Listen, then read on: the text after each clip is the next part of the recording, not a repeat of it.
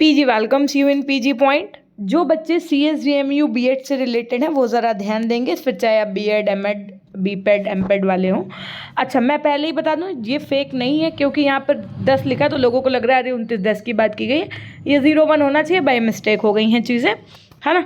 उसके बाद में मैं आपको बता दूँ कि जो बैक पेपर वाले बच्चे हैं, स्पेशली उनकी बात करती हूँ, जिनको फर्स्ट और थर्ड सेमेस्टर में जिनकी बैक लगी थी, है ना, किसी भी सब्जेक्ट में वो बच्चे फेल थे, तो उनका पेपर भी होना है।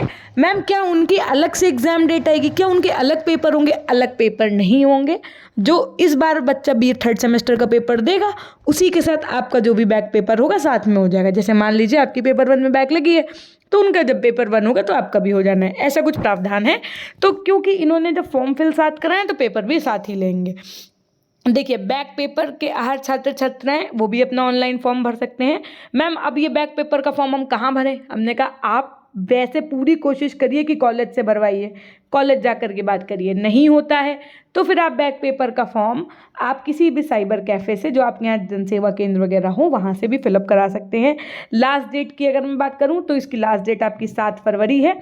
उसके बाद में फिर अगर आप फॉर्म फिल करेंगे तो उसके साथ जैसे जो भी फॉर्म फीस होगी, मैं कहती हूँ मान लीजिए 1000 रुपये अगर फॉर्म फीस है तो उसमें 250 रुपये एक्स्ट्रा लग जाएगा, यानी कि लेट फीस। और अगर आप कहीं 11 और 12 फेब में करवाएंगे तो ये फीस 500 और बढ़ जाएगी, यानी उसका 1500 पड़ेगा। मैं एक उदाहरण दे रही हूँ, कहने का ऐसा ही है कि 7 तारीख से पहले करवा लीजिए तो जो एग्ज़ाम फॉर्म फीस होगी सिर्फ वही पड़ेगी। ठीक है जी। बैक पेपर वाले अपना ध्यान स्वयं रखें, चाहे आप बीएड फर्स्ट सेमेस्टर का बैक देना हो या आपको CSDMU बीएड थर्ड सेमेस्टर का बैक देना हो। ठीक है। अगर फॉर्म फिल करा रहे हैं तो पेपर भी, बहुत बच्चों को कन्फ्यूजन है कि क्या मैम हमारा अलग पेपर होगा।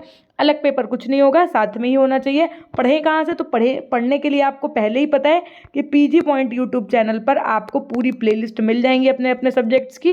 तो आप अपनी क्लासेस शुरू करिए, बाकी जो इंपॉर्टेंट चीज़ें होंगी वो तो मैं आपको बताती ही रहूँगी। इनकेस कोई कन्फ्यूज़न है तो आप हमें मैसेज कर सकते हैं, मेल कर सकते हैं pg.100@gmail.com पे, या आप हमको इंस्टाग्राम पे pg.official। तो आप लोग अपनी पढ़ाई पूरी प्लेलिस्ट से करते रहिए बिना विलंब किए। सारी क्लासेस दी हुई हैं, केवल आपको अपना सब्जेक्ट देखना है और उस पर जा करके क्लिक करके पढ़ना शुरू कर देना। बहुत बच्चों को लगता है कि नहीं जब लाइव होगा तभी पढ़ेंगे। अरे भाई, अब सिलेबस तो कोई चेंज नहीं हुआ है, क्योंकि मैंने सेमेस्टर वालों को ही पढ़ाया है। जैसे आपको ये प्लेलिस्ट दिखते हैं ना, प्लेलिस्ट, अब देखिए प्लेलिस्ट में जब आप नीचे जाएंगे तो देखिए यहाँ पर आपको दिख रहा है ये शिक्षा के दार्शनिक परिप्रेक्ष्य फर्स्ट सेमेस्टर वालों का सब्जेक्ट है। इसी तरीके से जब आप उस पर क्लिक करेंगे तो आपको यहाँ पर क्लासेस दिख जाएंगी। ठीक है। तो आप ये पढ़ना शुरू करिए, बाकी जो इंपॉर्टेंट होगा वो तो मैं करवाऊंगी। जैसे कि थर्ड सेमेस्टर वालों की प्लेलिस्ट है, जो बच्चा इन 2 प्लेलिस्टों को पढ़ लेगा उसका 100% पेपर क्लियर हो जाएगा। यहाँ से समझ रहे हैं बात को? 100% पेपर क्लियर हो जाएगा। जैसे एक क्वेश्चन लॉन्ग होता है, उसमें 3 में से 2 करने होते हैं, या मान लीजिए 3 में से 1 करना है। ठीक है।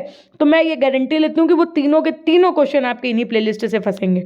आपको केवल ये दिमाग लगाना है कि मैं करूँ क्या, क्योंकि आता तो आपको सब होगा, बट वो तब होगा जब आप ये दोनों प्लेलिस्ट कवर करेंगे, है ना। तो इसी तरीके से चीज़ें हैं, और लाइक शेयर सब्सक्राइब करते रहिएगा। सबसे पहले सबसे सटीक जानकारी आपको हमारे यूट्यूब चैनल पीजी पॉइंट पर मिलती रहेगी as per usual. Thank you so much. Like और शेयर ज़रूर कर दीजिएगा। धन्यवाद।